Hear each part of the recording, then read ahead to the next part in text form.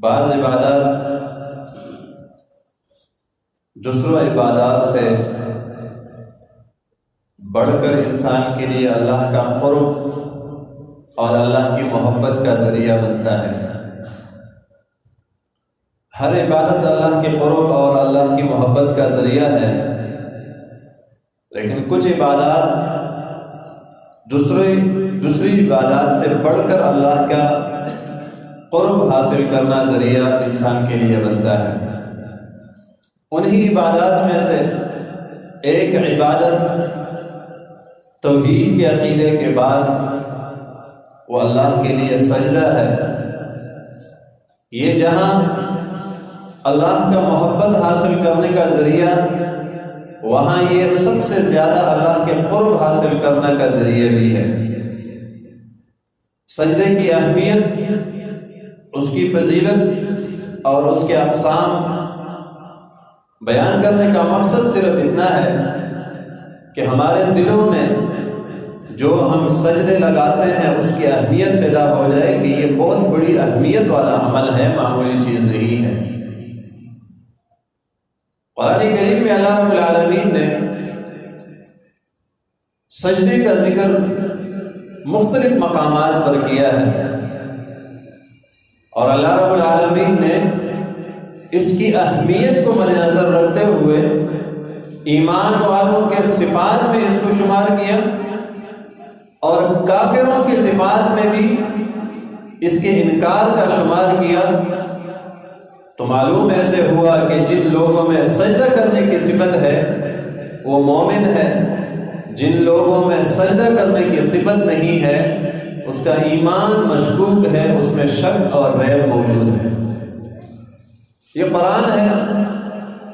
قرآن میں اللہ رب العالمین نے یوم یکشف عن ساق ویدعون الی السجود فلا یستطیعون، قیامت کی ہولناکیوں کا ذکر کر کے سجدے کا ذکر کیا، اور اس سجدے کی اہمیت اس سے بھی معلوم ہوتی ہے کہ وہ سجدہ بھی صرف انہی لوگوں کی نصیب میں ہے جن لوگوں نے دنیا میں سجدے کا اہتمام کیا۔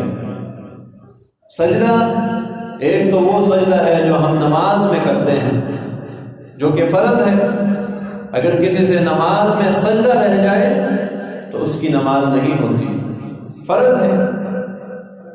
دوسرا سجدہ وہ سجدہ ہے جو کہ سجدہ تلاوت کہا جاتا ہے، جو کہ قرآن کریم میں 14 یا 15 مقامات پر ذکر ہے۔ ان آیات کے پڑھنے والے اور سننے والوں پر سجدہ کرنا چاہیے، وہ بھی سجدہ ہے۔ تیسرا قسم کا سجدہ وہ سجدہ سہو ہے۔ نماز میں آپ سے کوئی زیادتی ہو جائے، یا نماز میں کوئی کمی ہو جائے، یا نماز میں شک پیدا ہو جائے، تو ان تین وجوہات میں سے کوئی بھی ایک سبب اگر ہو جائے آپ سجدہ سہو کریں گے اور آپ کی نماز مکمل شمار ہوگی۔ 4 نمبر پہ سجدے کے اقسام میں سے سجدہ شکر ہے، جو کہ نئی خوشی ملنے پر، نئی خاص نعمت ملنے پر آپ ڈائریکٹ زمین پر سجدہ ریز ہو کر اللہ کا شکر ادا کریں گے۔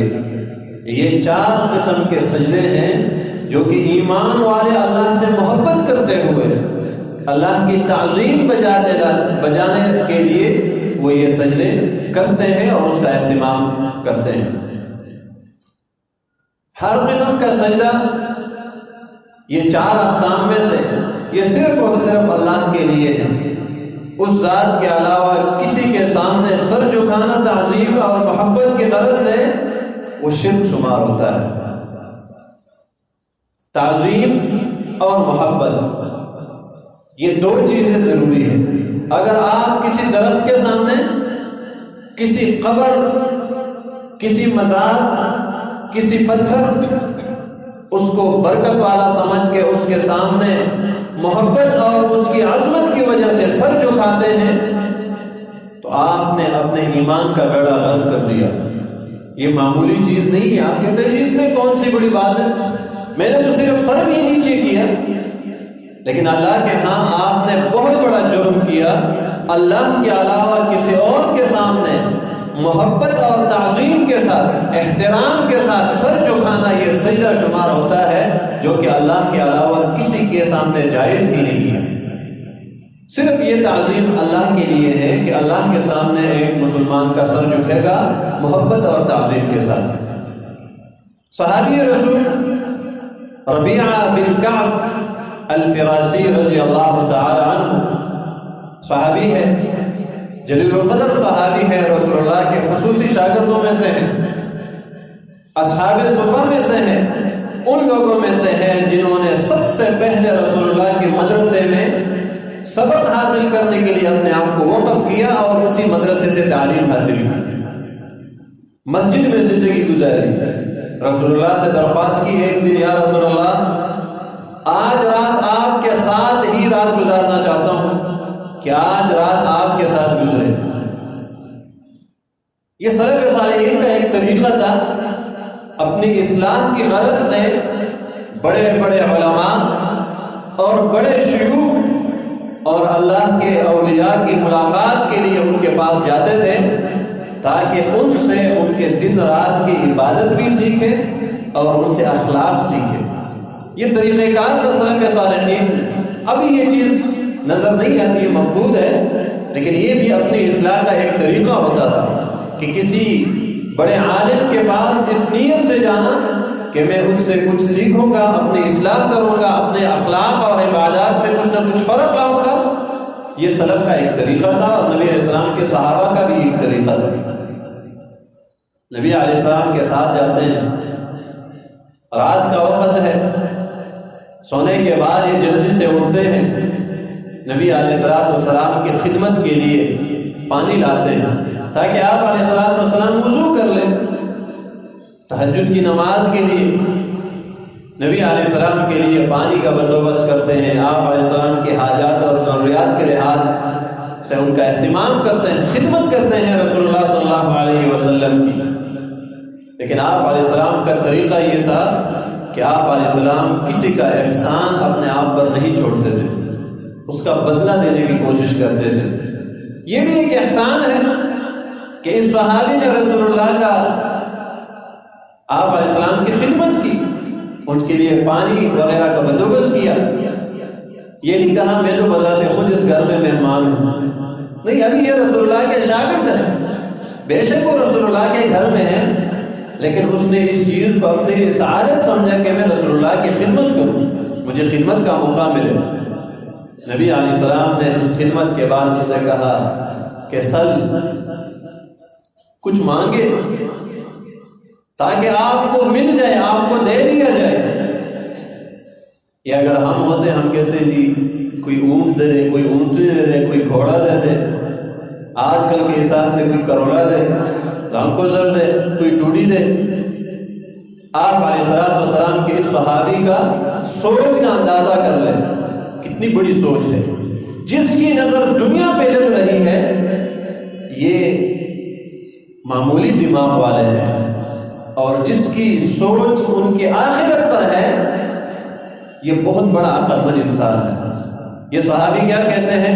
اسألک مرافقتک فی الجنہ، یا رسول اللہ آخرت میں آپ کا ساتھ ہونا نصیب ہو جائے، یہ میں آپ سے دعا کر رہا ہوں، میرے لیے یہ دعا کریں کہ آخرت میں آپ کا ساتھی بن جاؤں، جس طرح دنیا میں آپ کا ساتھی ہوں، آپ کے صحابی ہوں، آخرت میں آپ کا ساتھ نصیب ہو جائے، آپ کا رفیق خاص بن جاؤں۔ اسألک مرافقتک فی الجنہ، اور وہ بھی جنت میں۔ نبی علیہ السلام نے یہ نہیں فرمایا کہ بس ٹھیک ہے میں دعا کروں گا تو بس جنت مل جائے گی، صرف دعاؤں سے کام نہیں چلتا، جو کہ ہمارا ذہن بن چکا ہے، بس جی دعا کرے اللہ مغفرت نصیب کرے ہمارے۔ وہ کیسے مغفرت نصیب ہوتی ہے؟ خالی دعاؤں سے کام نہیں چلے گا، عمل بھی ضروری ہے۔ رسول اللہ نے اسی وجہ سے اس صحابی کو صرف دعا پہ اکتفا کرنے کے لیے نہیں فرمایا، آپ علیہ السلام نے اس صحابی سے یہ کہا کثرت سے سجدہ کرنے کی کوشش کرو، نمازوں کا اہتمام کرو، نفلی نمازیں پڑھو، جتنے آپ اس کا اہتمام کریں گے آپ کے لیے میری دعا کا اثر بھی زیادہ ثابت ہوگا، آپ اسی حساب سے جنت میں میرے قریب ہوں گے۔ اور یہ پھر اسی صحابی کے ساتھ خاص نہیں ہے، قیامت تک ہر امتی کے لیے ہے۔ جو رسول اللہ کا ساتھ ہونا چاہتے ہیں کہ رسول اللہ کے ساتھ ہو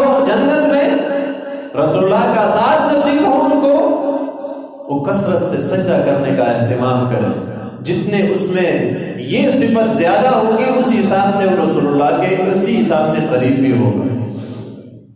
یہ اس صحابی کی فضیلت بھی ہے. اس حدیث میں نبی علیہ الصلوۃ والسلام نے اس سے دعا کے ساتھ اس کو کثرت سے نماز کا اہتمام، نوافل اور سجدہ کرنے کے بارے میں آپ علیہ السلام نے اس سے کہا فَأَعِنِّ عَلَىٰ نَفْسِكَ بِكَثْرَةِ السُّجُودِ.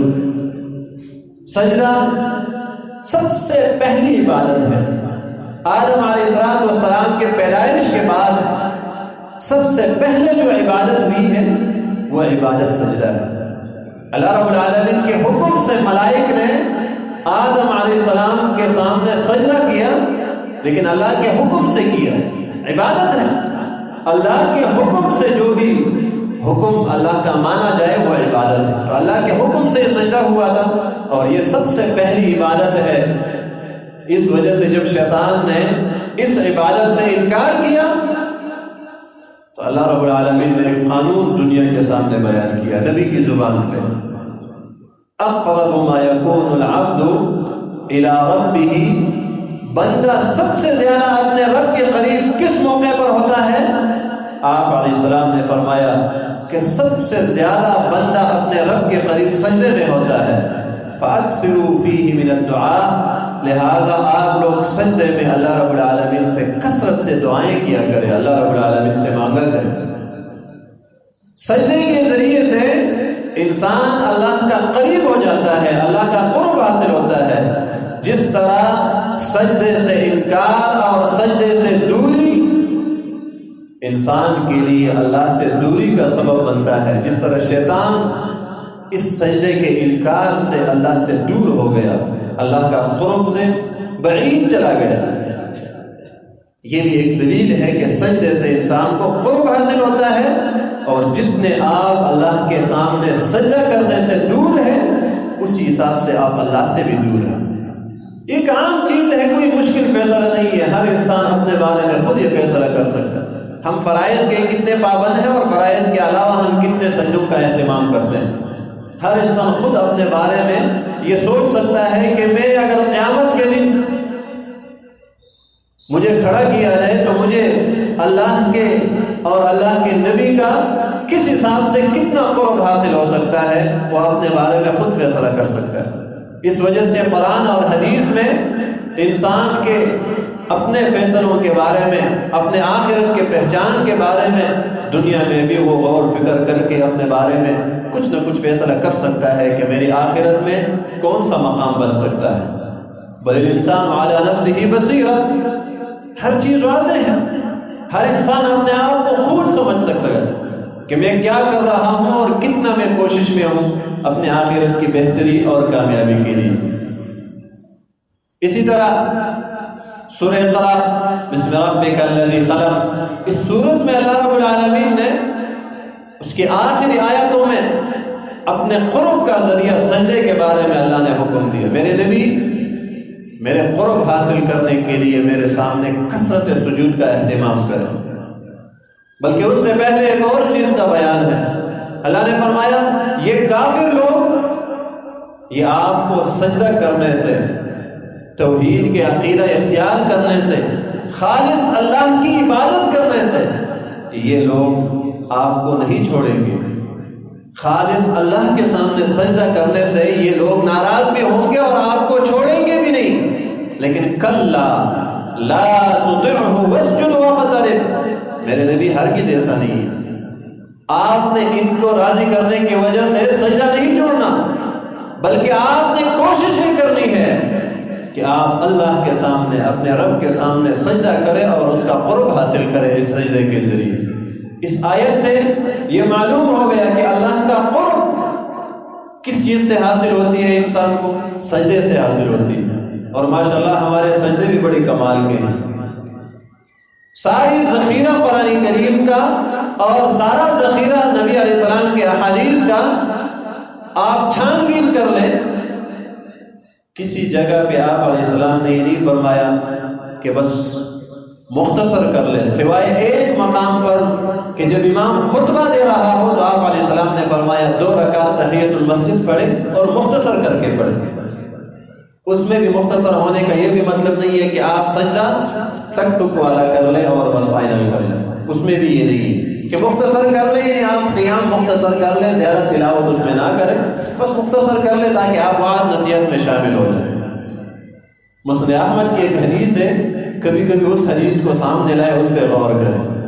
آپ علیہ الصلوۃ والسلام نے فرمایا لا ينظر اللہ تعالیٰ اس بندے کی طرف نہیں دیکھتا، اس بندے کی نماز کی طرف نہیں دیکھتا، اس نماز کے اللہ کے ہاں کوئی اہمیت نہیں جس نماز کے رکوع اور سجدے میں اس کا کمر برابر اور اطمینان والا نہ ہو۔ کتنی عجیب حدیث ہے اور صحیح حدیث ہے، ضعیف بھی نہیں۔ ہر وہ رکوع جس میں آپ کی کمر سیدھا نہ ہو جائے، بس معمولی سا اللہ اکبر سمع اللہ لمن حمدہ، اللہ اکبر سمع اللہ لمن حمدہ، یہ نماز ہے یا مذاق ہے؟ اور پھر سجدہ جو کہ اللہ کا قرب کا ذریعہ ہے۔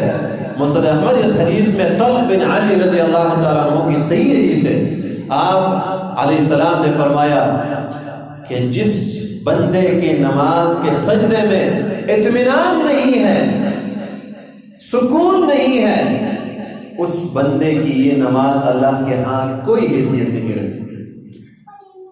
سجدہ جو کہ اللہ کا قرب حق کا ذریعہ ہو اور ہم صرف اس سے جان چھڑانے کی کوشش کریں۔ ہاں یہ بھی نہیں ہے کہ امام صاحب اتنے طویل نماز پڑھائے، لوگ فتنے میں پڑھے، وہ بھی صحیح نہیں ہے۔ جب امام ہے تو فرض نماز میں قدر اہتمام دوسرے لوگوں کا خیال رکھتے ہوئے اختصار ضروری ہے، لیکن جب آپ اپنی نماز پڑھتے ہیں، خاص طور نوافل میں، آپ علیہ السلام کا سجدے کا طول اور لمبائی اتنا زیادہ کہ صحابہ کہتے تھے کبھی کبھی ہمیں شک پڑا ہوتا تھا کہ نبی علیہ السلام کہیں رخصت تو نہیں ہوئے، سجدے کی حالت میں کہیں آپ علیہ السلام فوت تو نہیں ہوئے، آپ علیہ السلام سر اٹھاتے ہی نہیں، ہمیں یہ شک ہوتا تھا کہ کہیں آپ علیہ السلام اس سجدے کی حالت میں رخصت نہیں ہوئے تھے، لیکن آپ علیہ السلام پھر اللہ اکبر کہتے اور سر اٹھاتے۔ آپ علیہ السلام کے سجدوں کی اتنی اہمیت اور آپ علیہ السلام اتنے محبت سے سجدے کیا کرتے تھے، اور ہماری محبت سجدوں میں کتنی ہے اپنے رب سے، اس کا اندازہ ہم خود کر سکتے ہیں۔ بلکہ ہم تو کوشش کرتے ہیں سجدہ لمبا کریں تو پھر بھی ہوتی ہے اتنی لمبا سجدہ، سجدہ مختصر کریں کہتے ہیں اتنا مختصر سجدہ۔ ہر اعتبار سے ہم اپنی بارے میں یہ نہیں سوچتے کہ یہ تو محبت کی جگہ ہے، اپنے رب سے محبت کا اظہار کرنا چاہیے۔ خود اندازہ لگائے، انسان جب اپنے محبوب کے ساتھ بیٹھا ہو تو ان کا سوچ یہی ہوتا ہے جتنا مجھے زیادہ موقع ملے اور جتنا زیادہ ٹائم مجھے ملے میں ان کے ساتھ بیٹھا رہوں، یہ ختم ہی نہ ہو، میں ان کے ساتھ گپ شپ کرتا رہوں اور میرا دل اسی خوشی کے ساتھ یہ وقت میرا گزر جائے۔ تو یہ بھی محبت کی ایک جگہ ہے، سجدہ اللہ کے سامنے، اور وہ بھی اس عظیم ذات کے ساتھ محبت کا اظہار ہے، اور وہ رب بھی آپ کو قریب کرتا ہے اس ذریعے سے۔ وہ بھی ایسا ذات ہے جو اس سے محبت کا اظہار سجدوں کے ذریعے سے شروع کرے تو وہ ذات اپنے ایسے بندوں کو کبھی بھی پھر دور نہیں کرتا، اس طرح بندوں کو وہ ضرور قریب کرتا ہے۔ سجدوں کا اہتمام اور اپنے سجدوں کا لحاظ رکھنا یہ ضروری ہے۔ ہم جب بھی نماز پڑھتے ہیں، ہمارے فرض نمازوں کا کبھی کبھی بعض لوگوں کو ہم دیکھتے ہیں تو ہم بعض مرتبہ ہر بندے کو الگ الگ کہہ بھی نہیں سکتے۔ بعض لوگ اس بات کو بھی مائنڈ کرتے ہیں کہ آپ نے یہ مجھے کیوں کہا کہ جی نماز آپ اس طرح نہ پڑھیں، یہ جلدی جلدی نہ پڑھیں، اس کو بھی مائنڈ کرتے ہیں۔ پھر دوسرے دن 2 دن 3 دن نماز ہی نہیں پڑھتا، کہتے ہیں مولوی صاحب نے کہا کہ جی اس طرح نماز کی کیا حیثیت ہے، وہ پھر 2 دن 3 دن نماز بھی نہیں آتا، کہتے جی میرے نماز کی کوئی اہمیت ہی نہیں تو میں کیوں پڑھوں۔ نہیں میرے بھائی، اصل مقصد یہ ہے کہ آپ کی بہتری کے لیے بات کی جا رہی ہے، آپ نے محنت کی ہے تو آپ کی اس محنت کا کوئی پھل بھی تو ملنا چاہیے نا۔ آپ کیوں اپنا ٹائم اس طرح ضائع کریں کہ آپ کو کچھ ملے بھی نہ۔ شوق سے اور محبت سے نماز پڑھے اور سجدوں میں اللہ سے محبت کا اظہار کرے، طویل لمبے لمبے سجدے کرے، تاکہ یہی سجدے آپ کے لیے آپ کے آخرت میں آپ کی کامیابی کا ذریعہ بن جائے۔ تو سورہ اقرأ بسم ربک الذی میں اللہ نے اس چیز کا ذکر کیا کہ اللہ کے سامنے سجدے کرے، ان کافروں کو راضی نہ کرے بلکہ اپنے رب کو راضی کرنے کے لیے، اپنے رب کے قرب حاصل کرنے کے لیے واسجد واقترب، سجدے کرے اور اللہ کا قرب حاصل کرے۔ نبی علیہ الصلوۃ والسلام کے ایک صحابی ثوبان رضی اللہ تعالی عنہ، مسلم شریف کی روایت ہے، معدان بن معد کرب رضی اللہ تعالی رحمہ اللہ، وہ اس صحابی سے پوچھتے ہیں، ثوبان رضی اللہ تعالی عنہ یہ رسول اللہ کے غلام تھے، آپ علیہ السلام کے خدمتگاروں میں سے، قریبی آدمیوں میں سے تھے، غلام تھے آپ علیہ السلام کے آزاد کردہ غلاموں میں سے۔ تو یہ صحابی ان سے پوچھتے ہیں، ظاہر بات ہے جو بندہ جس کے جتنے قریب ہو ان کو پتہ ہوتا ہے۔ تو اس نے پوچھا کہ آپ مجھے اخبرنی بعمل یدخلنی اللہ بہا الجنہ، مجھے کوئی ایسا عمل بتائے جو کہ رسول اللہ نے بتایا ہے جس کے ذریعے سے میں جنت میں داخل ہو جاؤں۔ کوئی ایسا عمل بتائے، آپ نے رسول اللہ سے سنا ہو تو آپ علیہ السلام نے اس میں یہ بتایا ہو کہ یہ عمل آپ کے لیے جنت کے داخل ہونے کا ذریعہ، مجھے کوئی ایسا عمل بتائے۔ ان کو اپنی جنت کی فکر تھی۔ ابھی تو ہر کوئی یہ سوچتا ہے آپ کوئی ایسا وظیفہ بنائیں کہ رزق میں برکت کیسے آئے گی۔ اللہ کی قسم میں کہتا ہوں، ہمارے اکثریت کے سوال کیا ہوتا ہے، کوئی ایسا وظیفہ بتائے کہ ہمارے رزق میں کیسے برکت، وہ تجارت کیسے بڑھے گی۔ ٹھیک ہے، یہ بھی ایک اچھی بات ہے، شرک وغیرہ سے ہٹ کر کوئی قرآن اور حدیث کا کوئی خاص وظیفہ پوچھے، اچھی بات ہے، لیکن اس سے بڑھ کر آپ کا ظرف بڑا ہونا چاہیے، اپنی آخرت کی فکر زیادہ ہونا چاہیے کہ ہمیں کوئی ایسا عمل بتاؤ جس سے ہمیں ہمارے رب کی رضا حاصل ہو جائے۔ یہ صحابہ کا مزاج ہے۔ تو یہ صحابی چپ ہو جاتے ہیں، دوبارہ پھر پوچھتے ہیں کہ آپ سے میں نے ایک سوال کیا کہ آپ مجھے کوئی ایسا عمل بتائے رسول اللہ کی احادیث کی روشنی میں جو میرے لیے جنت میں داخل ہونے کا ذریعہ بن جائے۔ یہ صحابی پھر چپ ہو جاتے ہیں، جواب نہیں دیتے۔ یہ بھی ایک انداز ہے تعلیم کا، علم حاصل کرنے کا، اپنے شاگرد کے سامنے فوراً جواب نہ دے، کبھی کبھی بلکہ ان کا شوق پیدا کرنے کے لیے ایک مرتبہ سوال کرنے پر آدمی چپ ہو جاتے ہیں، جواب نہیں دیتے، دوسری مرتبہ، تاکہ وہ بھی معلوم ہو جائے کہ وہ بھی کس نیت سے سوال کر رہا ہے، اس کا شوق ہے اس سوال کا جواب سننے کے لیے، آمادہ بھی ہے یا نہیں، یا بس ویسے ہی ایک سوال کیا اور ادھر سے سن لیا ادھر سے نکال دیا۔ تو دوسرے آدمی کا شوق پیدا کرنے کے لیے یہ بھی ایک انداز ہے جو کہ رسول اللہ صلی اللہ علیہ وسلم کے حدیثوں میں یہ انداز ملتا بھی ہے، اور اس صحابی نے بھی اس طریقے سے جواب دیا۔ تیسری بار جب پوچھتا ہے تو یہ صحابی جواب دیتے ہیں کہ رسول اللہ صلی اللہ علیہ وسلم نے کثرت سجود کا ذکر کیا ہے کہ یہ انسان کے لیے جنت میں داخل ہونے کا ذریعہ اور سبب ہے۔ تو جنت میں لے جانے والا عمل وہ کثرت سجود ہے، جتنے آپ میں سجدہ کرنے کی صفت موجود ہے اسی حساب سے آپ کے لیے جنت میں داخل ہونا آسان ہو جائے گا۔ نبی علیہ السلام کا یہ حدیث مسلم شریف میں، اور یہی سوال پھر اس معدان بن کرب رحمہ اللہ اس نے ابو درداء سے بھی کیا، دوسری صحابی ہے ابو درداء رضی اللہ تعالیٰ، اس نے بھی یہی جواب دیا کہ رسول اللہ نے یہ عمل بتایا ہے۔ تو یہ انسان کے لیے جنت میں داخل ہونے کا ذریعہ ہے کثرت سجود، زیادہ سجدے کرنا۔ ایک بندہ کثرت سجدے کیسے کریں گے؟ وہ فرض نماز نہیں پڑھتے تو کثرت سجود کی صفت اس میں کہاں سے آئے گی؟ ایک بندہ فرض نماز نہیں پڑھتے، صرف ایک جمعہ دوسرے جمعے میں حاضری دیتے ہیں، تو یہ کثرت سجود میں تو نہیں جاتے۔ فرض نماز کے علاوہ آپ سجدوں کا اہتمام کریں، سجدے شکر کا اہتمام ہو، سجدے تلاوت کا اہتمام ہو، اسی حساب سے یہ آپ کے لیے جنت میں لے جانے کا ذریعہ بنے گا۔ قرآن کریم میں اللہ رب العالمین نے اس کا ذکر کیا۔ ابو ہریرہ رضی اللہ تعالیٰ عنہ کی بھی ایک روایت ہے، بڑی کمال کی روایت ہے، وہ فرماتے ہیں کہ اذا قرأ ابن آدم السجدہ، آدم علیہ السلام کا بیٹا، آدم علیہ السلام کے اولاد جب سجدے والی آیت کی تلاوت کرتے ہیں اور پھر سجدہ کرتے ہیں تو شیطان زور شور سے واویلا کرتے ہوئے روتا رہتا ہے۔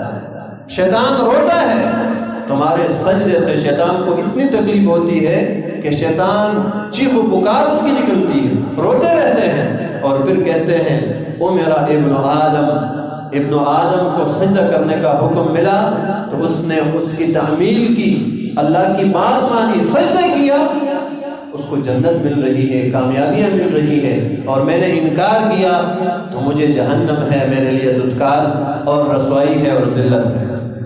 تمہارے سجدے پر شیطان کو تکلیف ہوتی ہے۔ جس وقت آپ کے دل میں یہ وسوسہ پیدا ہوتا ہے کہ جی چلو جی آج نہیں کل شروع کروں گا نماز، وہ کل نہیں پرسوں سے شروع کروں گا، آج کپڑے خراب ہے، آج یہ مسئلہ ہے۔ ایک مرد کے کپڑے کہاں سے خراب ہو، کہاں سے یہ مسئلہ پیدا؟ یہ سارے بہانے ہیں۔ اپنے نمازوں کو اور شیطان کی باتوں میں آ کر اپنے نمازوں کو ضائع کرنا، کیوں اپنی زندگی برباد کرتے ہیں؟ دنیا بھی برباد اور آخرت میں برباد، کیا فائدہ مل گیا آپ کو اس زندگی سے؟ یہ بہت قیمتی اوقات ہے، اس کو ضائع مت کرے۔ یہ زندگی آپ کے لیے، آپ کے آخرت کی کامیابی کے لیے ایک بہترین ذریعہ ہے۔ اس کو کارآمد بنائے اور اپنے رب کو راضی کرنے کی کوشش کرے۔ سجدے، نمازیں، نوافل، سنت، ان تمام چیزوں کا اہتمام کریں۔ نوافل کا اہتمام کریں، صرف فرض نہیں۔ فرض تو اللہ کا اصل حق ہے ہمارے اوپر، وہ تو لازمی حصہ ہے۔ نوافل کا بھی کوشش کرے کہ ہم نوافل بھی پڑھیں۔ خیر، نبی علیہ السلام کے اس صحابی کے اس حدیث سے کیا معلوم ہوا کہ آپ علیہ السلام نے اس حدیث میں یہ فرمایا کہ شیطان ایک مومن بندے کے سجدے سے اتنی تکلیف میں ہوتے ہیں کہ شیطان روتا ہے، ان کو اس سے تکلیف ملتی ہے۔ آپ خود اندازہ لگائے، جب ہم نماز میں سستی کرتے ہیں، اپنے نمازوں کو ضائع کرتے ہیں، تو ہم کس کو خوش کرتے ہیں؟ صرف خود اپنے بارے میں خود آپ سوچ لیں کہ کیا ہم اپنے دشمن کو خوش نہیں کر رہے؟ دنیا میں آپ کا جو دشمن ہوتا ہے، آپ دن رات اس محنت میں لگے رہتے ہیں کہ کس طریقے سے میرا یہ دشمن، میں ان کو غصہ دلاؤں، کس طریقے سے میں کوئی ایسا عمل کروں تاکہ ان کو غصہ آ جائے، ان کو تکلیف ملے۔ لیکن ہم اپنے حقیقی دشمن کو خوش کرنے کے چکر میں لگے ہوئے ہیں، ان کو خوش کر رہے ہیں، اپنے نمازوں کو ضائع کرتے ہوئے ان کو خوشی دلانے کی کوشش کر رہے ہیں۔ وہ بڑی خوشی سے اس چیز کا اظہار کر رہے ہیں۔ شیطان کو اگر ناراض کرنا ہو، اپنے دشمن کو ناراض کرنا ہو، تو اپنے رب کے سامنے سجدہ کرنے کی عادت ڈالیں۔ قرآن مجید میں اللہ رب العالمین نے صرف آدم علیہ السلام کے اس سجدے کے واقعہ کو 7 مرتبہ ذکر کیا۔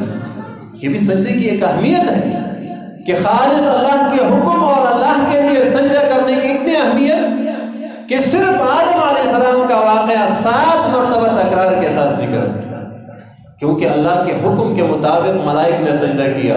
تو اللہ کے بندوں کو یہ سبق سکھانا تھا اور سبق دینا تھا کہ تمہیں بھی اللہ کا حکم ہے کہ اللہ کے سامنے 5 وقت نمازوں میں ان کے سامنے سجدہ کرو۔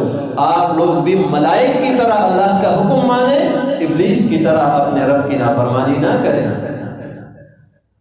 یہ اس وجہ سے اس تکرار ہے۔ قرآن کریم میں اس کے علاوہ بھی سجدے کا ذکر بار بار آیا ہے، بلکہ کافروں کا تردید کرتے ہوئے اللہ رب العالمین نے اس کا ذکر کیا، اور ایمان والوں کو اللہ نے سجدہ کرنے کا حکم دیا۔ اللہ نے فرمایا قرآن کریم میں، یا ایھا الذین آمنوا ارکعوا واسجدوا واعبدوا ربکم وافعلوا الخیر لعلکم تفلحون۔ کامیابی چاہتے ہو؟ اللہ کے سامنے سجدہ کرو۔ ایمان والو، سجدوں کا اہتمام کرو، نیک اور بھلائی کے کاموں کا انتخاب کرو، کامیاب ہو جاؤ گے۔ اگر جتنے بھی آپ کے اخلاق اچھے ہیں، جتنے بھی آپ صدقہ اور خیرات کرتے ہیں، کتنا بھی آپ اچھے بنے، لیکن اگر آپ کی زندگی میں نماز نہیں ہے، آپ کے اخلاق، آپ کے صدقات، آپ کا کردار، اس کی کوئی حیثیت نہیں۔ سجدہ نہیں تو کچھ بھی نہیں۔ مومن بندے کی کامیابی کے لیے پہلے نمبر پر نماز ہے، سجدے کی اہمیت ہے۔ اگر یہ نہیں ہے، آپ بڑے سے بہت بڑے صدقات کرنے والے بنے، ان کی کوئی اہمیت نہیں اللہ کے۔ اگر اللہ کے سامنے آپ کے سجدے کی شکل میں عاجزی نہیں، تو آپ کی دوسری چیزوں کی کیا اہمیت رہے گی؟ پہلے نمازی بنے، سجدوں کا اہتمام کرے، اور آپ کی ہر عبادت اس میں بھی عاجزی آئے گی اس طریقے سے، اور اللہ تعالیٰ اس نماز کی برکت سے ان کو بھی قبول کرے گا۔ قرآن کریم میں اللہ رب العالمین نے کافروں کا ذکر کرتے ہوئے کیا فرمایا؟ وَإِذَا قِيلَ لَهُمُ اسْجُدُوا لِلرَّحْمَنِ قَالُوا وَمَا الرَّحْمَنُ۔ یہ کافروں کی صفت ہے، مسلمان کی نہیں۔ جب کافروں کو، ان لوگوں کو دعوت دی جاتی تھی، اے لوگوں رحمان کے سامنے سجدہ کرو، عاجزی اختیار کرو، اس مہربان ذات کے سامنے عاجزی کا اظہار کرو، اور اس عاجزی کا اظہار سجدے کی شکل میں ہے۔ وہ کہا کرتے تھے جی وہ رحمان کون ہے؟ ہم تو جانتے بھی نہیں کہ وہ رحمان کون ہے۔ یعنی وہ ذات جو کہ دن رات آپ پر مہربان ہو کر آپ پر دن رات نعمتیں ان کی برستی ہے، اور آپ کو یہ بھی پتہ نہ ہو کہ میں سجدہ کس کے سامنے کروں، تو یہ کتنی بدبختی ہے انسان کے لیے۔ جب کافروں سے کہا جاتا، جب ان لوگوں کو کہا جاتا اسجدوا للرحمن قالوا وما الرحمن انسجد لما تأمرنا وزادهم نفورا، مزید نفرت کیا کرتے تھے۔ معلوم ہوا جو سجدے سے نفرت کرتے ہیں، جو نمازوں سے نفرت کرتے ہیں، وہ مسلمان نہیں ہو سکتا۔ قرآن کریم میں اس آیت کی شرح کرتے ہوئے کچھ احادیث مفسرین نے ذکر کی ہے۔ صحیح حدیث، ابو جہل کو سجدے سے سب سے زیادہ نفرت تھی۔ نبی علیہ السلام نے کعبہ کے صحن میں حتیم میں آپ علیہ السلام نے سجدہ کیا۔ ابو جہل نے جب دیکھا اور نے کہا کہ ہمارے سامنے یہ اس ایک اللہ کے سامنے سجدہ کرتے ہیں، اللہ کی قسم کوئی بندہ نہیں ہے تم میں سے کہ کوئی جا کے کوئی گندگی جانور کے وہ اٹھا کے اس کے گردن پر رکھ دے۔ نبی علیہ السلام کے سجدہ ابو جہل کو انتہائی مشکل اور انتہائی نفرت آمیز معلوم ہوتی تھی۔ معلوم ہوا جس کو سجدے سے تکلیف ملتی ہے وہ ابو جہل کے بھائی ہے، جس کو نماز سے تکلیف ملتی ہے وہ کافروں کے صف میں ہے۔ نماز مومن کے لیے محبت والی چیز ہے، نمازیوں سے محبت بھی ایمان کی علامت ہے، یہ اس آیت سے معلوم ہوا۔ ساتھ اللہ رب العالمین نے جو پہلی آیت میں نے پڑھی ہے، حدیث اور آیات تو زیادہ ہے، ٹائم ہمارا ختم ہو گیا۔ نبی علیہ السلام کی حدیث بھی اس حوالے سے کافی زیادہ ہے۔ خیر، قرآن کریم کی اسی آیت کی طرف واپس آتے ہیں جو پہلے ہم نے تلاوت کی۔ یوم یکشف عن ساق ویدعون الی السجود، قیامت کی ہولناکیوں کا ذکر اللہ نے کیا، اور پھر فرمایا اس دن اللہ رب العالمین اپنی پنڈلی سے پردہ ہٹائیں گے، جیسے اس ذات کی شان کے لائق ہے۔ تمام کے تمام لوگوں کو دعوت دی جائے گی، آ جاؤ سجدہ کرو۔ وَيُدْعَوْنَ إِلَى السُّجُودِ فَلَا يَسْتَطِيعُونَ، یہ سجدہ نہیں کر سکیں گے۔ کون؟ صحیح حدیث ہے صحیح بخاری میں، جن لوگوں نے دنیا میں ریاکاری کے لیے اللہ کے سامنے سجدے کیے، اور ساتھ اس میں وہ لوگ بھی شامل ہیں جنہوں نے دنیا میں سجدے کیے ہی نہیں، اس وقت وہ اپنے رب کو دیکھ کر اپنے رب کی عظمت بجا لاتے ہوئے سجدہ کرنے کی سب کوشش کریں گے، یہاں تک کہ کافر بھی سجدہ کرنے کی کوشش کریں گے، لیکن فلا یستطیعون، اس کی استطاعت میں یہ بات نہیں ہوگی کہ وہ سجدے کے لیے جھک جائے۔ وجہ کیا ہے؟ حدیث میں ہے اس کی کمر مکمل طور پر ایک طبق اور لوہے کی طرح اسی طرح اکڑ جائے گی، کیونکہ دنیا میں اس میں وہ اکڑتا کہ اللہ کے سامنے سجدہ کرنے سے بھی اس میں تکبر اور غرور تھا، اس کے لیے بھی راضی نہیں تھے۔ آج کے دن وہ کیسے سجدہ کرنے کے لائق ہے کہ وہ سجدہ کرے؟ دنیا میں اگر سجدہ نہیں، آخرت میں انسان کے لیے ذلت اور رسوائی ہے۔ اسی آیت میں اس کے ذکر ہے، خاشعۃ ابصارهم ترهقهم ذلہ، یہ ذلت اور رسوائی اللہ کس وجہ سے ہے؟ اللہ نے فرمایا وَقَدْ كَانُوا يُدْعَوْنَ إِلَى السُّجُودِ وَهُمْ سَالِمُونَ، دنیا میں 5 وقت ان کو نمازوں کے لیے پکارا جاتا تھا، حَيَّ عَلَى الصَّلَاةِ حَيَّ عَلَى الْفَلَاحِ، اور نماز کے لیے آؤ، کامیابی کے لیے آؤ، لیکن اس کو کوئی نماز کی فکر نہیں تھی۔ وَهُمْ سَالِمُونَ، یہ صحیح سلامت تھے، ان کا کوئی عذر بھی نہیں تھا، کوئی بیماری نہیں، کوئی بارش نہیں، کوئی آفت نہیں، بالکل صحیح سلامت، لیکن نمازوں کے لیے چھٹی۔ اس وجہ سے آج یہ ذلت اور رسوائی اس کی نصیب میں ہے، اور آج بھی یہ سجدے کے لائق نہیں۔ لہذا سجدوں کا اہتمام کرے، فرض نمازوں کے علاوہ نوافل کا اہتمام کرے، یہی اصل میں رسول اللہ سے محبت کی علامت ہے۔ آج کل یہ میلاد وغیرہ کے سارے بات چل رہی ہے، مختلف جگہوں پہ یہ رونقیں وغیرہ بنائے ہیں، یہ محبت کی کون سی علامت ہے؟ رسول اللہ سے محبت کے شروط میں سے پہلا شرط آپ علیہ السلام کی لِتُعَذِّرُوهُ وَتُوَقِّرُوهُ، آپ علیہ السلام کی عظمت اس کی محبت کی پہلی شرط ہے، اس کی مدد کریں، اور دوسری شرط یہ ہے کہ آپ علیہ السلام کی اتباع اور فرمانبرداری کریں۔ کیا محمد علیہ السلام سے محبت کرنے والے صحابہ نہیں تھے؟ ابوبکر عمر سے ہم محبت میں بڑھ کر ہے۔ ابوبکر عمر نے کوئی میلاد نہیں منایا، صحابہ کرام میں سے کسی نے بھی نہیں منایا، ائمہ کرام میں سے کسی نے بھی نہیں بنایا۔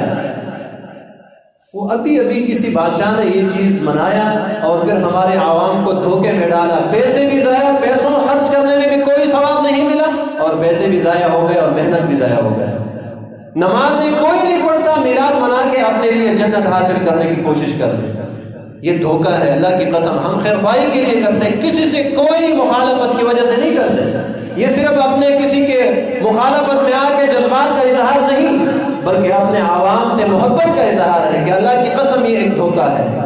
ان چیزوں سے محبت حاصل نہیں ہوتی۔ رسول اللہ سے اصل محبت رسول اللہ کے طریقوں پر عمل کرنا ہے اور آپ علیہ السلام کے طریقوں کو عوام میں اور خواص میں پھیلانا ہے، اس مشن کو آگے بڑھانا ہے۔ اس طریقے سے انسان کو دنیا اور آخرت میں کامیابی ملتی ہے اور یہی رسول اللہ سے محبت کا اظہار ہے۔ اللہ رب العالمین ہمیں قرآن اور حدیث سمجھنے عمل کرنے کی توفیق عطا فرمائے۔